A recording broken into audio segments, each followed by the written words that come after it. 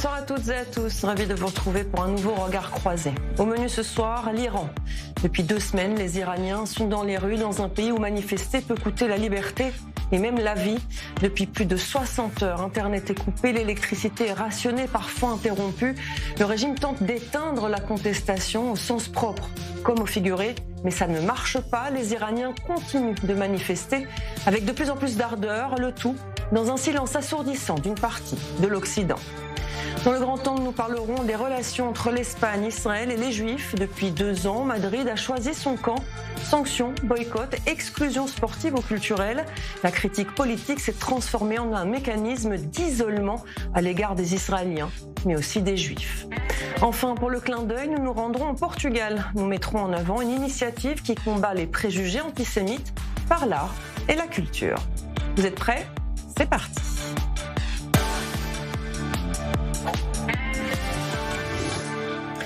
Ce qui se joue aujourd'hui en Iran, ce n'est plus une revendication sociale, c'est un face-à-face brutal entre un pouvoir qui ne tient que par la peur et une population qui a décidé de ne plus reculer. Parfois, ce basculement ne se lit pas dans les discours, mais dans une image, c'est celle de la semaine.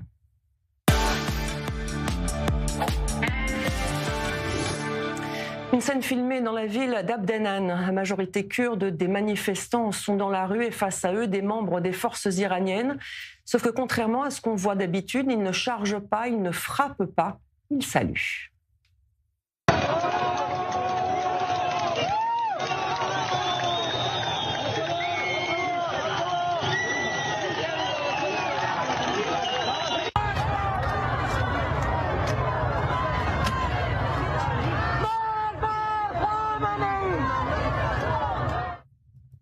Alors attention, une image ne fait pas une révolution, mais dans un régime fondé sur la peur, le moindre signe d'hésitation devient évidemment un événement politique.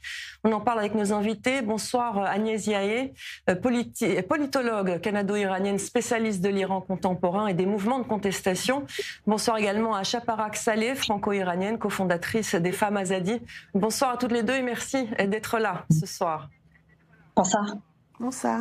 Alors, cette image qu'on vient de voir, comment est-ce qu'on peut la lire à la lumière, évidemment, de la répression très dure contre les manifestants ? On parle depuis de plus de 500 morts. Certains affirment même qu'il y aurait 2000 morts. Mais cette image des forces iraniennes qui applaudissent les manifestants, Agnès Yahi, c'est très symbolique ou c'est quelque chose qu'on pourrait voir ailleurs aussi ?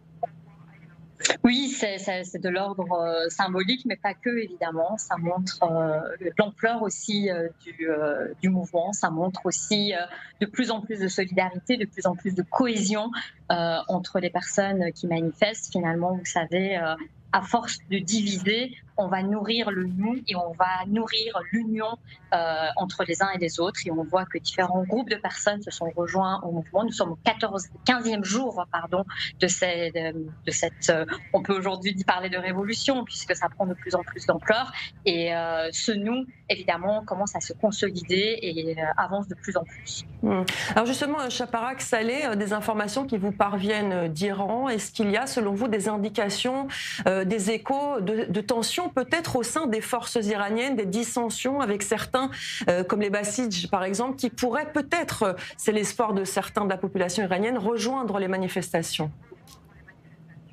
Alors, ce qu'on voit dans les images, c'est des personnes qui sont membres soit de la police qui commencent à rejoindre. On sait aussi qu'il y a des membres de l'armée qui ont commencé à rejoindre le peuple. Tout cela faisant suite à un appel qui a été passé par Reza Pahlavi qui leur a dit on vous persécutera pas et on rejoignez-nous le plus rapidement possible. Et donc, ça fait déjà un moment que l'on voit des membres de la police et de l'armée officielle se joindre au peuple.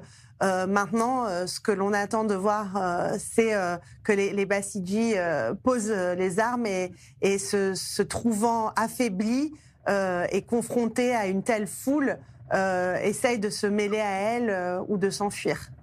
Ce qui est impressionnant, c'est évidemment la répression qui durcit, le mouvement de protestation qui malgré tout se poursuit, grandit, s'intensifie. On a vu que la protestation s'est propagée presque dans tout le pays, mais selon certaines informations, ils ont pris de l'ampleur d'abord, au départ, dans les villes à majorité kurde. Est-ce que l'on sait pourquoi, Agnès Yahi ? Écoutez, la communauté kurde est parmi les autres communautés, une des communautés qui est la cible souvent de cette répression. On sait que de ce qu'on est de l'histoire de la communauté kurde, c'est que c'est une communauté combative et qui malheureusement, comme beaucoup d'autres minorités en Iran, sont souvent la cible de discrimination. On peut rappeler ici que Mahsa Jina Amini était kurde et que ça avait déclenché évidemment le mouvement Femmes Liberté à l'époque. Mais évidemment, moi je pense que c'est vraiment quelque chose qui se voit à l'échelle du pays. On l'a très bien vu, différentes classes sociales, différentes du nord au sud, de l'est à l'ouest, même des villes en tout cas, ou des zones beaucoup plus périphériques où on s'y attendait pas. On voit finalement cette ampleur se propager vraiment à l'échelle nationale. On peut aujourd'hui parler vraiment de mobilisation à l'échelle nationale. Alors justement, Shaparak Saleh, comme vient de nous le dire Agnès Yahi, outre les Kurdes, il y a la jeunesse, les femmes, qu'elles soient jeunes ou moins jeunes, très engagées dans ces manifestations, mais aussi la classe ouvrière, les commerçants, la classe moyenne. C'est quelque chose qu'on n'avait peut-être pas vu depuis très longtemps, dans cette ampleur-là en tout cas.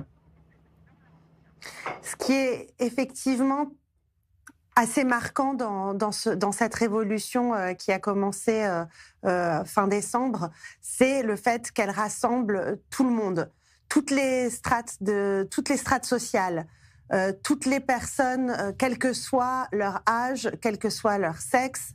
Donc on n'est plus sur une révolution de jeunes, menée par des jeunes. Et surtout, ce qui est extrêmement frappant, c'est que ça a commencé par ce que nous, on appelle les bozori.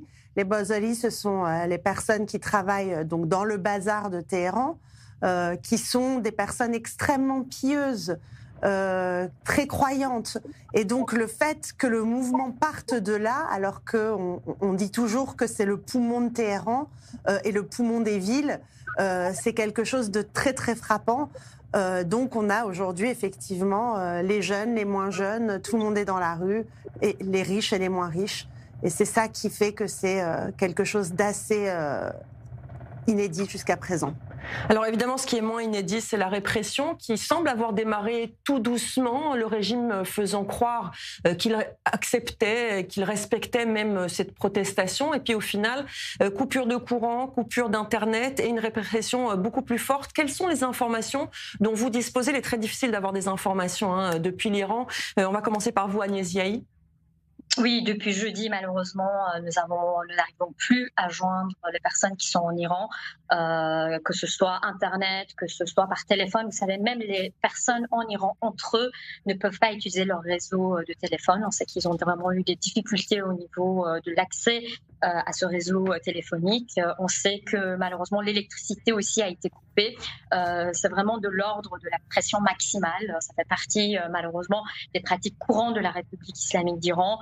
De mettre et d'exercer, si vous voulez, cette pression maximale sur toute la société et surtout, évidemment, de tenter de cacher ce qu'on ne veut pas montrer. C'est évidemment l'objectif derrière cette coupure d'Internet. C'est vraiment de venir envenimer et de rendre difficile la communication. Par contre, on parvient quand même à avoir des images qui sont d'ailleurs très difficiles à regarder. Nous avons reçu aujourd'hui des images des morgues qui sont complètement dépassées. On parle le taux, en tout cas, de personnes qui ont été tuées. Les chiffres varient en fonction des sources, mais en tout cas, si on sait que les morgues sont dépassées, que les corps, il n'y a plus de place pour mettre ces corps, c'est très problématique. Et ce qu'on sait aussi dans les témoignages qu'on reçoit, et ça malheureusement, c'est aussi une autre pratique courante dans cette répression féroce et sanglante, c'est qu'on vise la tête, on vise tout ce qui est au niveau du visage, que ce soit le cou, les yeux. Évidemment, l'objectif ultime aussi derrière cette cible, c'est évidemment de laisser aucune chance à ces manifestants qui sont considérés dans les propos et dans les termes du guide suprême Ali Khamenei comme étant des émeutiers.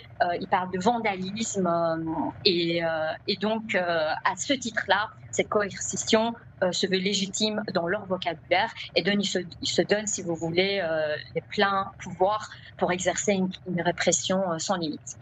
Alors on va évidemment y revenir, mais tout d'abord restez avec nous Agnès Ziaé et Shaparak Saleh. Cette mobilisation en Iran fait la une des journaux de I24 News depuis le début, un choix que n'ont pas fait de nombreux médias en Europe notamment, à tel point que des Iraniens ont manifesté leur colère de voir que le silence médiatique règne, c'est l'œil de l'expert.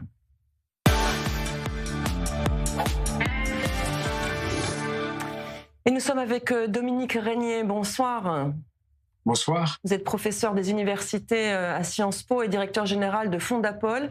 Dominique Régnier, pourquoi, d'après vous, la contestation en Iran est-elle aujourd'hui si peu visible dans une partie des médias occidentaux, ou en tout cas biaisée? On parle de lutte contre la vie chère, par exemple. Vous avez raison, l'étonnement est grand, puisque de toute façon, quand on regarde ce qui se passe en Iran, on voit bien que ce sont les grandes causes qui, en général, mobilisent la société française et les médias. Le féminisme, la lutte contre l'obscurantisme religieux, la lutte contre les despotismes, la jeunesse, enfin, tous les thèmes sont réunis pour une mobilisation des Français et de leurs médias. Ça n'est pas le cas. Ça n'est pas le cas parce que ça ne correspond pas à, on va dire, un narratif, pour utiliser un mot à la mode, ça ne correspond pas à un narratif dominé par la gauche et qui généralement s'inscrit dans un modèle qui ne comprend pas toutes les pièces de ce jeu. Je veux dire que particulièrement, il y a une grande difficulté à faire entrer l'islamisme dans la catégorie à la fois du despotisme et du danger. Donc c'est une forme de tri qui s'opère. Et l'on va parler de la vie chère, alors que évidemment, on voit bien ce qui se passe en Iran, il y a un despotisme de type religieux qui s'abat sur la société iranienne. Cet aspect-là n'est pas considéré comme cohérent avec l'ensemble du discours que une partie de la gauche, mais une partie importante, tient sur cette crise. Et il faut bien le dire, en France, il y a une sorte de gêne que l'on retrouve dans l'ensemble des médias, plus encore dans les médias publics, je crois plus marqués par une orientation à gauche que dans les médias privés. Mais même dans les médias privés, à quelques rares exceptions, il y a une sorte d'embarras, de retenue et de sélection qui fait que ce thème, le grand sujet qui nous occupe aujourd'hui, la situation en Iran, est maltraité, peu traité, et qu'il n'est pas considéré comme un sujet au fond essentiel et premier, ce qu'il aurait été à coup sûr il y a 20 ans seulement. C'est un grand changement. Je vais aussi ajouter un mot important. Il est évident que le fait que il faille soutenir les protestataires iraniens, les insurgés iraniens, la jeunesse iranienne, ces femmes, ces hommes, ces vieillards qui se soulèvent contre ce pouvoir islamiste, ça amène une partie de l'intelligentsia française, partie et journalistes, une fraction des journalistes et des organisations politiques, à s'opposer au pouvoir iranien, qui lui-même est un ennemi juré, est un adversaire déterminé d'Israël. Et là, il y a vraiment quelque chose de très frappant. Les ennemis d'Israël, pour une partie de cette intelligentsia, ne peuvent pas être des ennemis pour cette intelligentsia. Donc ça révèle au fond, c'est très triste, mais ça révèle aussi l'arrière-fond, au fond anti-israélien de cette intelligentsia française, que ce soit les partis politiques ou les médias. On l'avait bien vu après le 7 octobre, ça persiste aujourd'hui de manière très spectaculaire. C'est le signe d'une évolution de cette intelligentsia. On ne va pas mettre tout le monde dans le même paquet, mais enfin cette intelligentsia vers ce qu'on appelle, nous-mêmes ici, un islamo-gauchisme, même si le terme n'est pas très simple à utiliser, il s'applique parfaitement à la situation française. Ce que vous nous dites finalement, c'est que la cause iranienne souffre finalement de l'antisionisme, de l'anti-israélisme, on va dire, de cette partie de la gauche, d'une partie des médias. Ça, c'est un élément clé, absolument central. L'autre élément central est que la gauche française, alors je ne veux pas, là, je n'ai pas toute la gauche française, mais la part la plus importante aujourd'hui, LFI, le PC, les écologistes et malheureusement aussi une partie du Parti socialiste, eh bien, à la recherche au fond d'un électorat perdu, c'est orienté vers les Français musulmans qui sont pour cette gauche-là une sorte d'électorat de substitution. C'est un travail qui a commencé il y a quelques années et qui se poursuit. Et cette gauche a le sentiment que de critiquer le régime iranien reviendrait à critiquer l'islam, ce que ses électeurs seraient supposés ne pas accepter.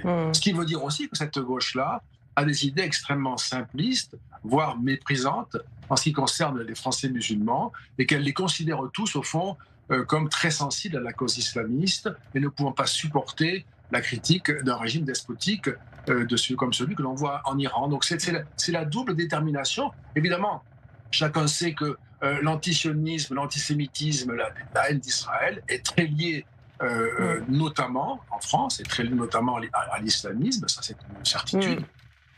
Et la gauche française, depuis pas mal de temps maintenant, a cessé ce qui était l'un de ses grands combats, le combat contre l'antisémitisme, l'a abandonné pour mettre l'accent sur la défense de ce nouveau prolétariat qu'il cherche à conquérir. Merci beaucoup en tout cas Dominique Régnier de nous avoir consacré ces quelques minutes. Merci beaucoup. Agnès Yahi et Shaparak Saleh, je reviens vers vous. Ce reproche, vous l'entendez, les Iraniens et vous-même, vous pensez on ne nous écoute pas, on ne nous voit pas, en tout cas dans une certaine partie des médias. Shaparak Saleh? Alors très clairement oui, et je vais vous dire qu'avec beaucoup de colère et d'émotion, qu'il y a 3 catégories de personnes aujourd'hui qui ont le sang de mon peuple sur leurs mains. Vous disiez tout à l'heure qu'il y avait peut-être 500 morts. Les chiffres que l'on reçoit sont beaucoup plus alarmants. Ils font état de 2000 morts, peut-être même 5000 sur les 48 dernières heures. On voit des images de cadavres dans la rue, des cadavres dans les morgues. On voit les gens se prendre des coups de mitraillette, effectivement, comme disait Agnès tout à l'heure, dans les yeux et dans le visage, pour que ça ne puisse leur laisser aucune chance de survie. Et on sait aussi que les milices des Bassidji ont pris le contrôle des hôpitaux pour interdire que les contestataires soient soignés. Donc c'est de ça dont on est en train de parler. Et il y a 3 catégories de personnes aujourd'hui qui ont le sang de ces innocents sur leurs mains, de ces innocents, et il y a beaucoup de jeunes, parce que la population iranienne est très jeune, et il faut aujourd'hui les nommer. Et parmi eux, il y a effectivement la gauche dont on parlait, et les politiques, y compris ceux qui sont au pouvoir dans des pays comme la France ou comme la majorité des États européens, qui font preuve d'une faiblesse sans nom. Et c'est totalement ahurissant de voir cela. On a autre catégorie de coupables, les médias, effectivement, à l'exception de certains, dont le vôtre, évidemment, qui ne parlent absolument pas de ce qui se passe, ni de la réalité de ce qui se passe pour les excellentes, les raisons qui ont été de manière excellente exposées par le professeur Régnier. C'est exactement cela dont il s'agit. Et il y a une 3e catégorie, qui est tout aussi responsable et qui a tout le même sang sur les mains, c'est la gauche iranienne qui aujourd'hui, plutôt que de vouloir faire chuter ce régime et reprendre les slogans qui sont scandés dans les rues iraniennes où les gens réclament le retour de Reza Pahlavi, préfèrent adopter un narratif différent parce qu'ils ne sont pas d'accord. Et c'est pas ça la démocratie. La démocratie, c'est laisser ceux qui souffrent depuis 47 ans pouvoir s'exprimer et dire ce à quoi ils aspirent. Ils souffrent depuis 47 ans. Ce n'est pas notre cas à nous qui sommes ici dans notre démocratie bien au chaud. Et donc ça, je suis désolée parce que j'ai un peu été plus loin que votre question, mais il fallait absolument que je le dise. Effectivement, voilà. Et puis c'est de l'émotion aussi. Agnès Yahi, je suppose que vous partagez cette émotion. Oui, absolument. Vous savez, on ne dort plus depuis une quinzaine de jours. À chaque manifestation, on a l'impression qu'on écrase en fait cette population qui a des aspirations démocratiques. Vous savez, ça me fait beaucoup penser, les échanges qu'on vient d'avoir, à un slogan qu'on avait déjà entendu en 2022 où on disait, et la population iranienne était les premiers à le dire et à le souligner, en disant que le silence est criminel. Et en effet, dans un contexte où on est actuellement, on se pose la question, mais où sont les démocrates de ce monde? Toutes ces personnes qui, au sein des pays, et je parle des pays occidentaux, des pays démocratiques, qui eux-mêmes ont fait des révolutions pour avoir des acquis, pour mettre en place au prix du sang des valeurs démocratiques. Mais où sont-ils? On se pose vraiment la question. Vous savez, moi je suis très étonnée que les grandes institutions de notre monde a pris quand même 10 jours pour prendre, en tout cas pour faire une condamnation officielle, pour prendre la parole, pour condamner, pour agir. Il y a très peu d'actions, il y a beaucoup de discours, mais on se pose la question, mais où sont ces personnes qui défendent les valeurs démocratiques? Parce que quand vous regardez la population iranienne, ce sont eux, au prix de leur vie, au péril de leur vie, ils se battent pour la liberté, pour la démocratie, pour la laïcité. J'entends que aujourd'hui, dans des pays comme la France, la laïcité dérange énormément. Mais vous avez là un très bon exemple de 47 ans de l'obscurantisme religieux, d'un échec de l'islam politique. Finalement, vous savez, cette propagande islamique n'a pas fonctionné dans un pays comme l'Iran, étant donné différents facteurs, l'éducation, l'esprit critique. Et je suis très étonnée qu'on n'en parle pas et pas dans ces termes-là. C'est une population aussi qui demande une séparation nette entre la figure religieuse et politique. Est-ce que ça dérange autant de revenir sur la place publique en disant un peuple aspire à la laïcité dans un pays entouré de pays musulmans?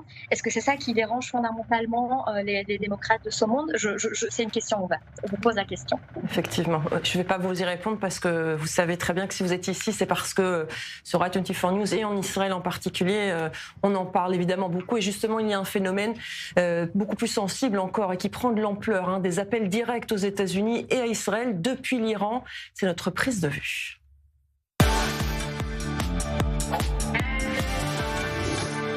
Ces messages se multiplient sur les réseaux sociaux, mais aussi dans les manifestations. L'équipe de Regard Croisé en a compilé quelques-uns. Regardez.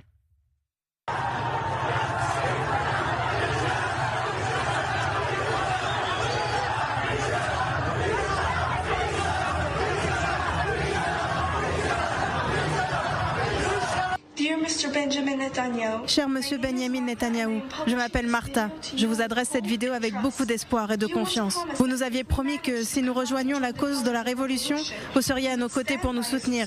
En ce moment critique, nous sollicitons humblement votre aide et votre assistance.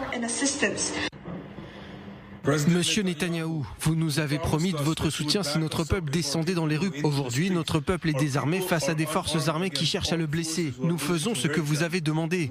Notre peuple est maintenant dans la rue. Nous avons besoin de votre appui dès maintenant. This is a historic moment from Iran. Thank you, Trump and King Reza Pahlavi. Thank you, Bibi and Elon Musk. Javid Shah. Je peux vous dire, Agnès Yahi et Shaparak Saleh, que ces vidéos, évidemment, provoquent beaucoup d'émotions en Israël. Bien évidemment, on voit des messages d'appel très explicites et aussi même une foule qui scande Israël. Concrètement, qu'est-ce que les Iraniens attendent réellement quand ils appellent Israël et les États-Unis à les aider? On va commencer par vous, Shaparak Saleh. Alors, en fait, on a eu aussi, là, il y a quelques minutes avant qu'on passe en plateau, Reza Pahlavi qui a passé un nouveau message à Donald Trump en disant « Regardez, il y a des noms de rues qui ont été modifiés par les Iraniens pour s'appeler Donald Trump. Vraiment, ils ont besoin que vous fassiez ce que vous avez dit, c'est-à-dire, il avait dit « I will have your back ». Donc, il a besoin que vous soyez là derrière eux. Et ce qu'attendent les Iraniens, c'est évidemment pas une guerre, parce que comme toute guerre, elle forcerait les personnes à fuir et à se mettre à l'abri.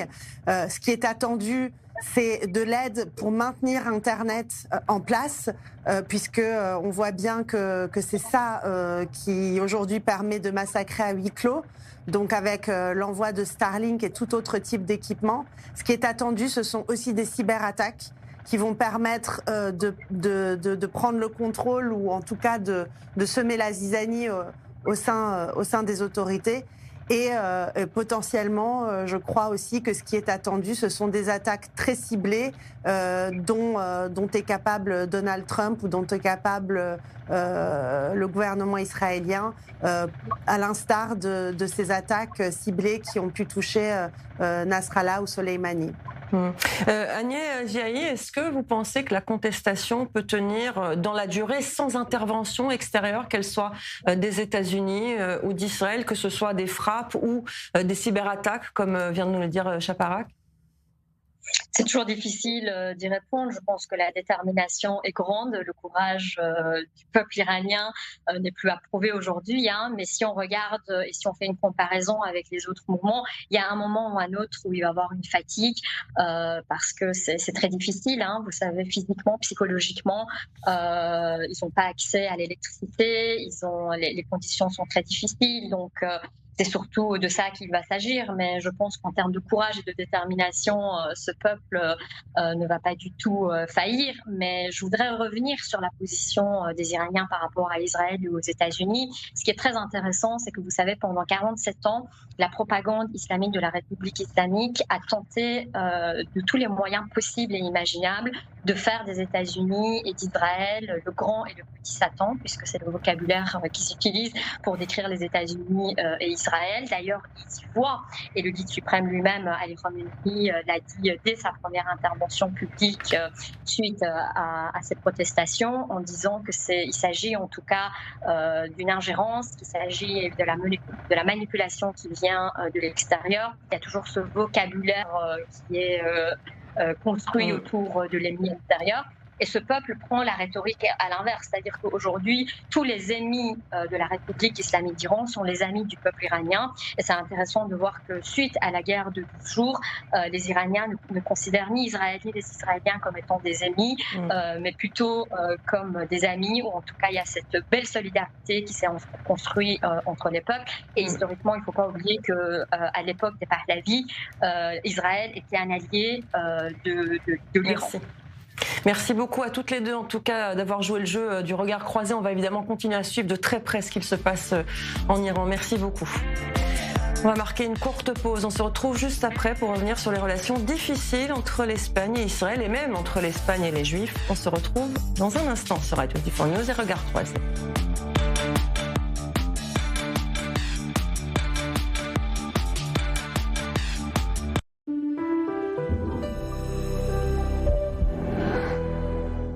Certains achètent un bien, nous détectons les opportunités.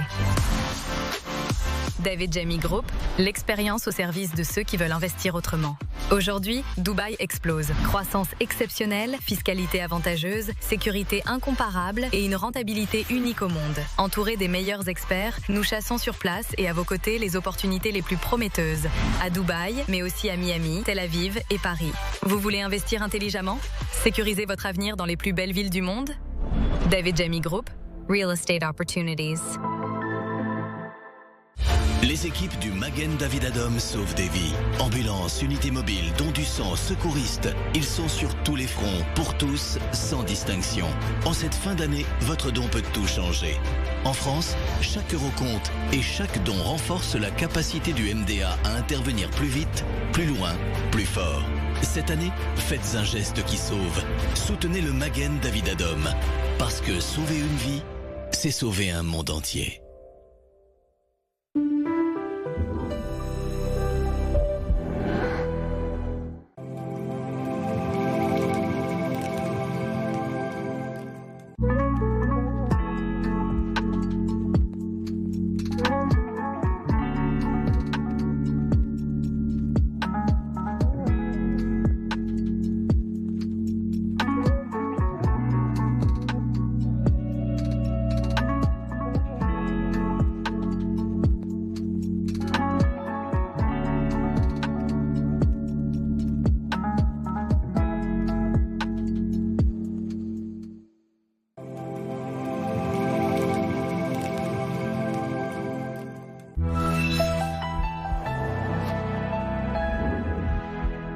Chaque semaine, retrouvez le meilleur des 4 chaînes réunies dans une seule émission. Le point d'abord en image. More details in this report. Un regard original au croisement des langues et des cultures. Le magazine de la rédaction, c'est le meilleur d'i24 News, sélectionné pour vous. Tous les jeudis sur i24 News.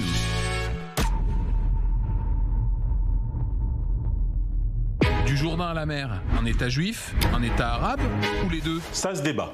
Génocide, apartheid, terrorisme d'État. Israël accusé de tous les maux, ça aussi, ça se débat. Les Juifs, bientôt chassés d'Europe? Sujet sensible, mais ça se débat. Ici, on ne bavarde pas, on s'affronte, on se confronte. Ça se débat du lundi au jeudi en direct sur i24 News. Et si vous n'êtes pas d'accord, venez en débattre.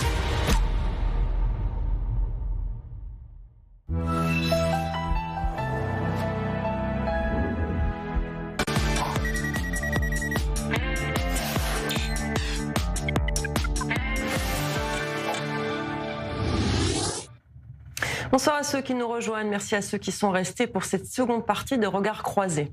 L'Espagne est aujourd'hui l'un des pays européens les plus virulents à l'égard d'Israël. Soutien affiché à la cause palestinienne, sanctions commerciales, exclusion sportive et culturelle. Et derrière la critique d'Israël, une autre réalité inquiète, la banalisation d'un discours qui cible aussi les Juifs. C'est notre grand angle.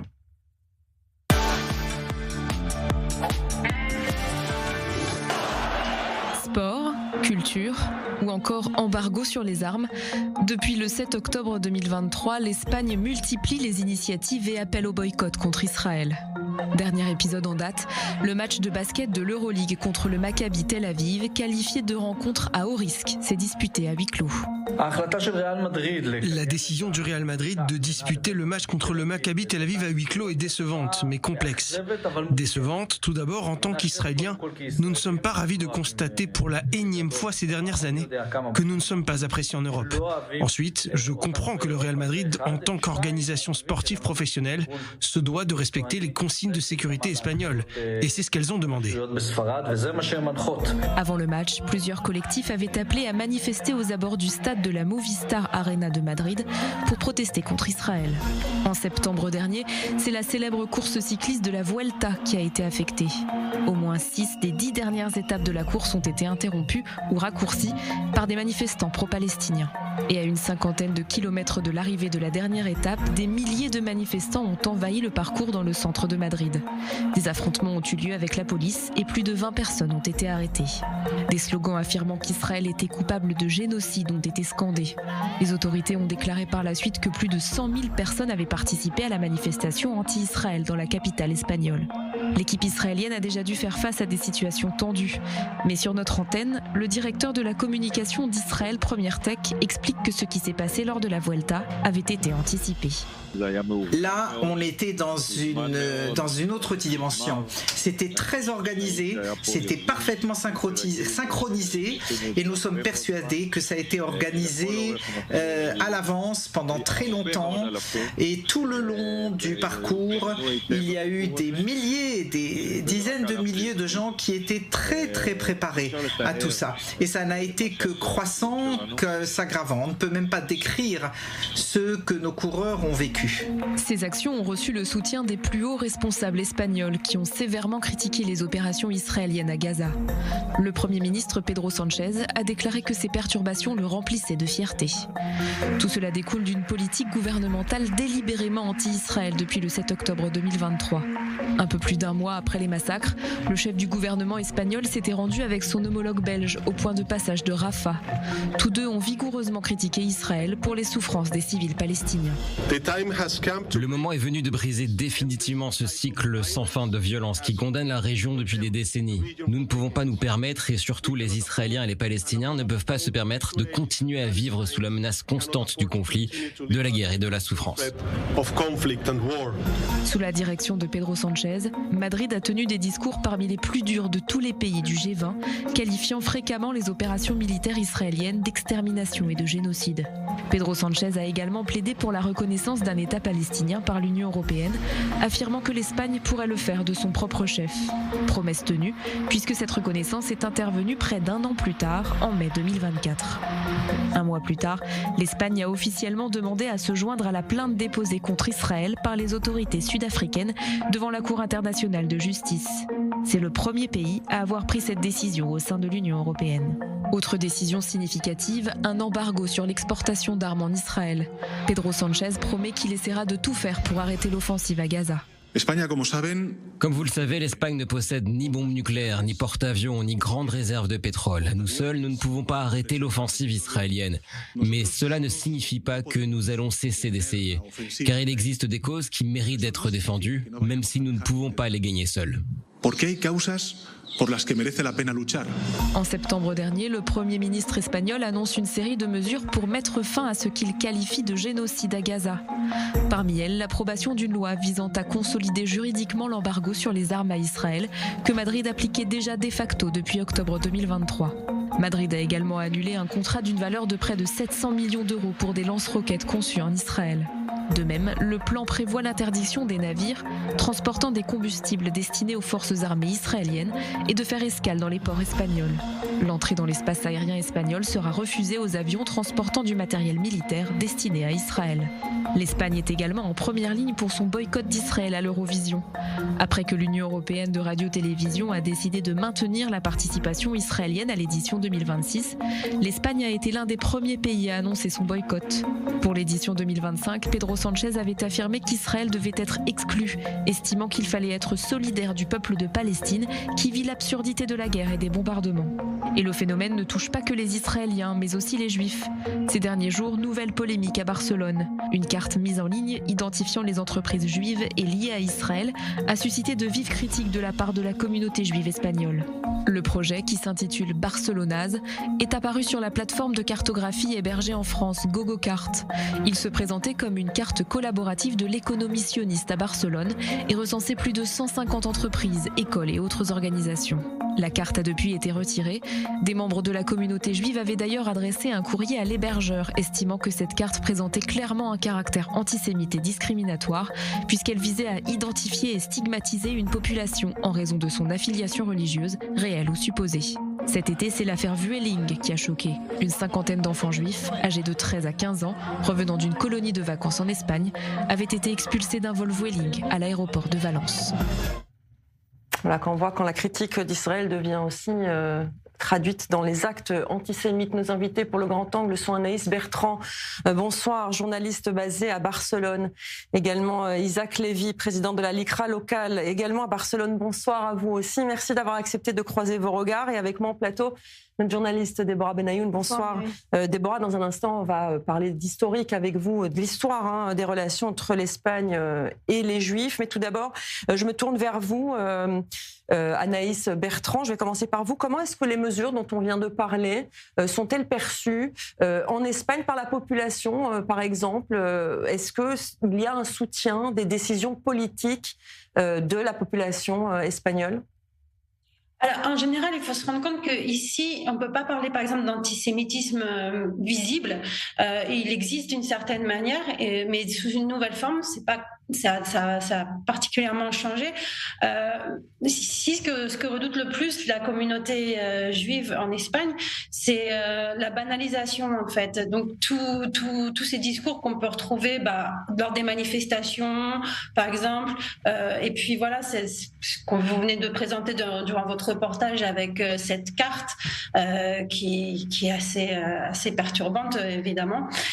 Donc, je pense qu'en fait, on ne pourrait pas parler d'antisémitisme pur et dur, mais d'une certaine banalisation qui peut préoccuper essentiellement les communautés juives. Alors justement, Isaac Lévy, évidemment, dans le cadre de la LICRA, vous traitez des affaires, malheureusement, des incidents antisémites. On le voit, il y a un glissement entre antisionisme et antisémitisme. Par exemple, si on prend la Vuelta, ce sont évidemment des Israéliens qui sont concernés, mais les slogans, eux, sont clairement antisémites. Oui, évidemment. nous croyons, beaucoup de gens, que l'antisionisme est assez lié à l'antisémitisme. Parce qu'en plus, il y a une définition qui est adoptée par le gouvernement espagnol et par les divers parlements espagnols, la définition de la IRA, que attaquer, disons, Israël, c'est aussi une forme d'antisémitisme. Et on le voit tous les jours. Vous avez fait un très bon reportage, qui vraiment analyse la situation en Espagne, qui est très préoccupante. Comme on a dit Anaïs, cette carte qu'on avait publiée dans une site française, justement, et ça nous revient au temps de l'Allemagne des années 30, en signalant des business israéliens juifs. Et c'est très dangereux. Et c'est moi l'explication actuelle du phénomène, c'est qu'on a un gouvernement en Espagne maintenant dirigé par le socialiste Sánchez qui gouverne en coalition avec Sumar et Podemos. C'est vraiment deux organisations clairement anti-israéliennes, anti-sionistes et antisémites, on doit les dire. On sait déjà le lien qu'il y a eu entre ces partis politiques d'extrême gauche et l'Iran, et c'est avec le régime des ayatollahs d'Iran, et il y a beaucoup de liens entre eux. Ils sont obsédés vraiment contre Israël.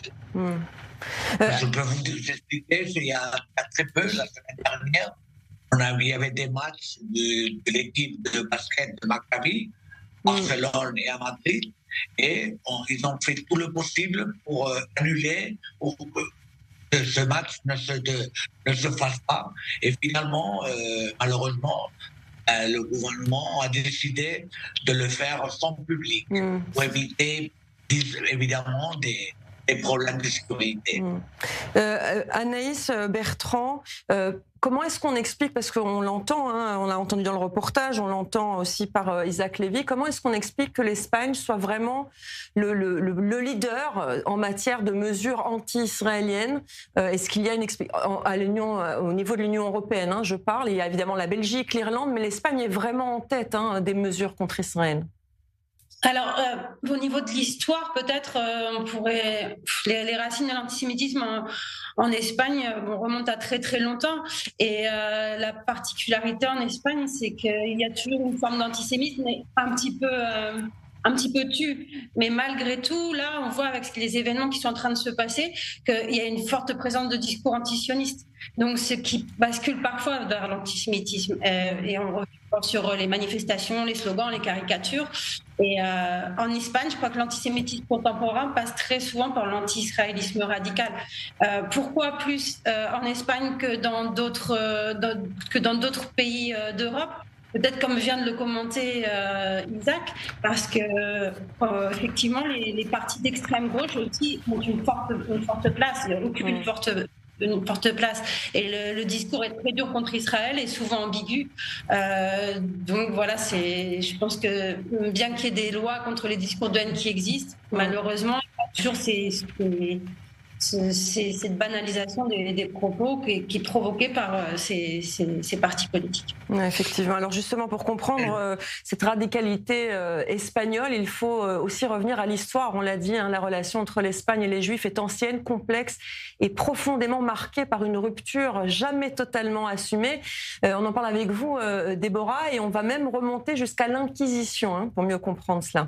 Eh bien oui, Myri, c'est bien connu, les traumatismes de l'histoire laissent en général des traces. Eh bien l'Espagne était le pays phare du monde juif pendant des siècles, du XIe siècle au XIVe siècle. Les rabbins étaient même les ministres des rois d'Espagne. Et puis tout cela change finalement à partir de la fin du XIVe siècle. Il y a les massacres de juifs en 1391 et puis il y a les décrets d'expulsion des juifs de 1492. Et vous l'avez dit, effectivement, de l'Inquisition. Les juifs ont le choix donc entre se convertir au christianisme ou être brûlés vifs juifs sur les bûchers de l'Inquisition et beaucoup de ceux qui se convertissent continuent finalement leur pratique du judaïsme en secret. Ce sont les maranes. Alors évidemment, cet épisode a laissé un souvenir extrêmement douloureux à bon nombre de juifs, notamment séfarades. Et puis, l'Espagne a construit depuis longtemps un lien fort avec le monde arabo-musulman. Donc ça remonte à extrêmement loin. On peut parler de la conquête de 711, c'est-à-dire la conquête de l'Espagne en 711 par les forces musulmanes. Et donc, à cette époque, le pays a entretenu une tradition arabo-islamique très forte. Alors justement, au XXe siècle maintenant, Déborah, l'Espagne de Franco soutient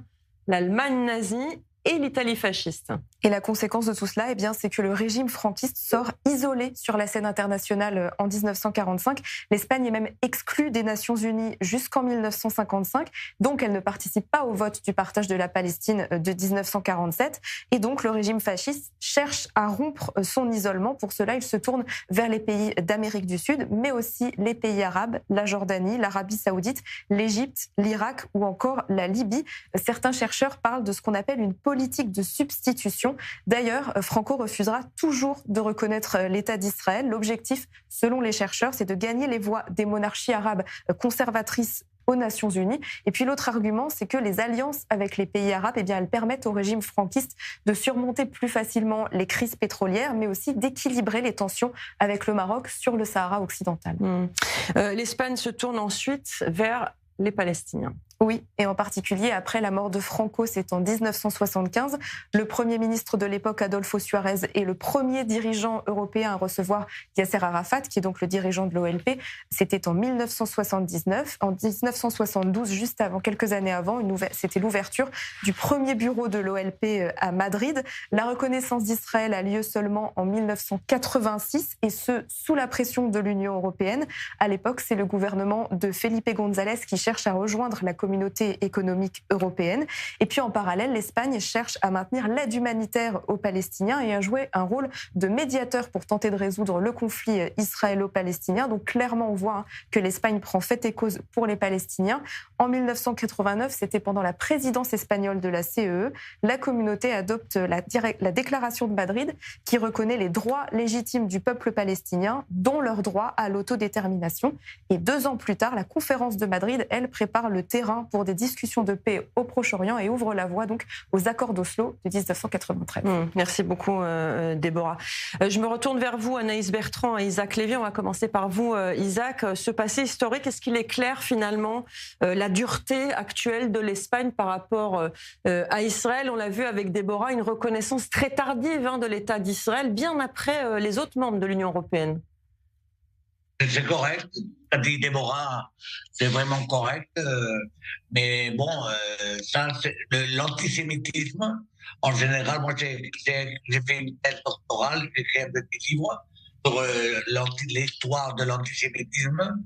Et le problème de l'antisémitisme, c'est que ça mute, ça change avec les temps. D'abord, c'était l'antisémitisme religieux, l'antijudaïsme, c'est marqué avec l'époque de l'Inquisition. Après, il y a eu l'époque des conspirations, de la race avec le nazisme. Et maintenant, il y a c'est l'antisémitisme politique. L'excuse, c'est contre Israël. Et l'Espagne, c'est un peu plus exagéré que dans d'autres pays, parce que justement les choses qu'a expliqué Déborah. Alors, en ce moment-là, je vous ai dit actuellement, ce qu'il y a, c'est surtout, comme dit Anaïs aussi, c'est un antisionisme très radical. Et vraiment, il y a des gens, beaucoup de gens, la majorité, qui disent qu'Israël n'a pas le droit même pas exister, et qu'Israël le compare avec les nazis. Alors, tous ces choses-là, ça dépasse un peu ce que c'est l'antisionisme pour devenir antisémitisme. Allez-y. Il y a une particularité aussi en Espagne quand on regarde l'histoire, cette période entre le XVIe et le XXe siècle aussi, où il y a eu un antisémitisme sans juifs, c'est-à-dire que c'était une période où il y avait vraiment très très peu de juifs en Espagne, et malgré tout, cet antisémitisme a perduré à travers la littérature, le langage courant, la religion populaire, et ça a perduré aussi sous le Franco avec les éléments que vous avez cités juste avant. Mais en fait, il y a toujours eu cette position, cette particularité espagnole de développer cet antisémitisme, même quand il n'y avait pas de présence juive sur le territoire, ou quand la présence était quasiment nulle. Donc je pense que c'est aussi dans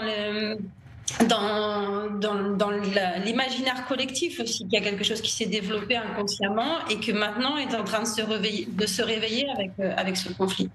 Une dernière question rapidement, Anaïs Bertrand. Est-ce que l'Espagne mesure aujourd'hui l'impact que le discours du gouvernement a sur la communauté juive, qui est pour le coup pas nul? Justement, il y en a des juifs en Espagne. Honnêtement, je pense que les proportions ne sont pas prises en compte. Sous prétexte de vouloir prendre position dans le conflit avec la Palestine, c'est en train ça prend des proportions. Ça provoque des débordements et on ne considère même pas la communauté juive telle qu'elle devrait l'être actuellement, je pense. En tout cas, merci à tous les deux. Le temps nous est compté, c'est la dictature de la montre. Merci Anaïs Bertrand et merci à Isaac Lévy d'avoir croisé vos regards ce soir sur i24 News. Et merci également à vous, Déborah Benayoun. De l'Espagne, je vous propose de nous rendre au Portugal. Là aussi, les relations avec Israël et la communauté juive sont parfois compliquées, mais une initiative combat l'antisémitisme par l'art, la culture et les rencontres. C'est notre clin d'œil de la semaine.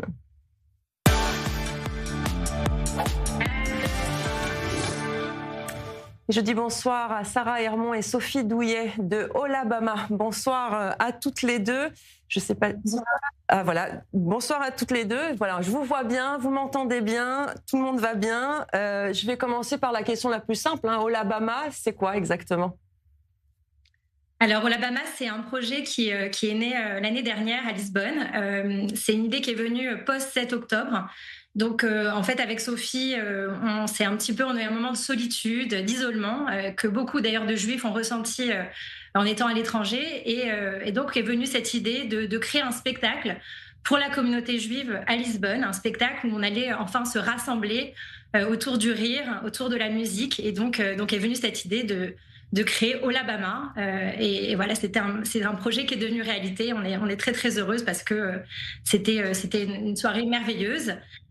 Qui a plu à beaucoup de monde et tout le monde nous a dit mais vous devriez continuer, faites d'autres spectacles, on en a besoin, on a besoin de rire. Donc voilà, donc on a réfléchi sur ce qu'on pouvait faire exactement et on a vraiment créé notre société à Lisbonne et on est très heureuse parce que maintenant on a de plus en plus de projets qui arrivent. Avec d'autres artistes. Voilà. Alors, justement, je vais me tourner vers Sophie Douillet à présent. À quel moment vous avez vraiment ressenti ce besoin de créer du lien finalement pour lutter contre l'antisémitisme? Parce qu'il y a évidemment le côté un peu fun des spectacles, etc. Mais c'est aussi pour jeter des ponts entre la communauté juive, les Israéliens, parce qu'il y a des artistes israéliens qui viennent aussi, et la communauté locale. Exactement. Donc, comme le disait Sarah, c'est vraiment post-7 octobre qu'on s'est dit il faut qu'on trouve une manière de se rassembler, mais aussi de faire briller la communauté juive. Et là, en l'occurrence, c'était l'artiste israélien. Je vois qu'on voit quelques images également à la télé. Donc, c'est Shahar Cohen, qui est un humoriste israélien.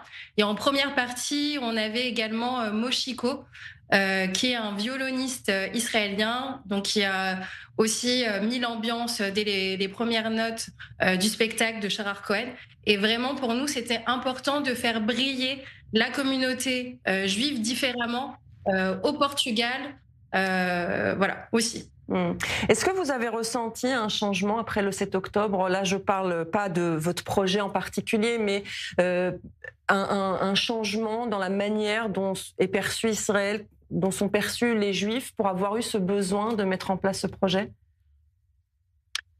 Oui, effectivement, on sait vraiment encore cette fois, c'est ce mot où on était isolé, c'est-à-dire contrairement à ce qui à Paris ou les grandes villes comme Londres, Paris, on sait, le Portugal, c'est un petit pays, enfin il y a une petite communauté juive et du coup on était moins à participer à des événements pour se soutenir. Donc on avait vraiment besoin de se soutenir, d'être là les uns pour les autres. Et voilà, donc on a essayé de répondre d'une certaine manière à un besoin culturel juif à Lisbonne. Et effectivement, c'est bien évidemment arrivé après le 7 octobre. Vous savez, on était beaucoup sur les réseaux sociaux, comme beaucoup.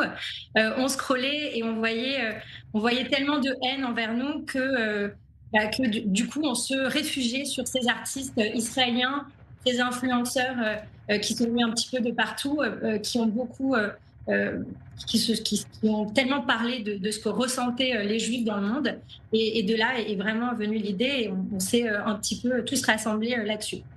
Après les événements, qu'est-ce qui vous a le plus touché dans la réaction du public? Et vous pouvez évidemment aller plus loin puisque vous vouliez intervenir. Oui, non, je voulais dire que on voit qu'il y a la montée de l'antisémitisme un petit peu dans le monde. On pense, en tout cas, on trouve qu'au Portugal, on se sent encore en sécurité et on voit qu'il y a quand même une vague d'Israéliens ou de Juifs francophones qui viennent s'installer également au Portugal. Donc c'est aussi ça qui nous a donné envie de créer en fait et de se rassembler ensemble par rapport à des événements culturels, festifs ou autres. Ouais, je vais juste rajouter qu'effectivement il y a de plus en plus de Juifs qui arrivent au Portugal. Et oui, parce que on se sent assez bien ici. On se sent pas vraiment en danger. Donc, pour l'instant, en tout cas, en tant que Juif, on se sent bien au Portugal. Et voilà. Donc, je pense que beaucoup arrivent aussi pour cette raison-là. Donc, la communauté grandit et c'est une très bonne chose. Alors, il nous reste 30 petites secondes juste pour parler de la réaction du public, justement, après l'un de vos événements. Alors, il y a une histoire qu'on aime beaucoup raconter avec Sarah, c'est que une personne de la communauté, donc il y a aussi la communauté israélite de Lisbonne et également le Chabad, mais il y a une personne de la communauté de Lisbonne qui était présente au dernier spectacle et qui nous a remercié, qui nous a dit vraiment merci pour ce que vous avez fait. On veut en voir d'autres. On a besoin de se rassembler et de rire.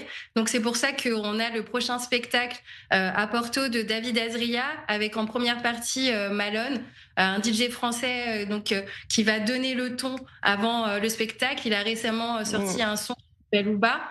C'est le 15 février à Porto.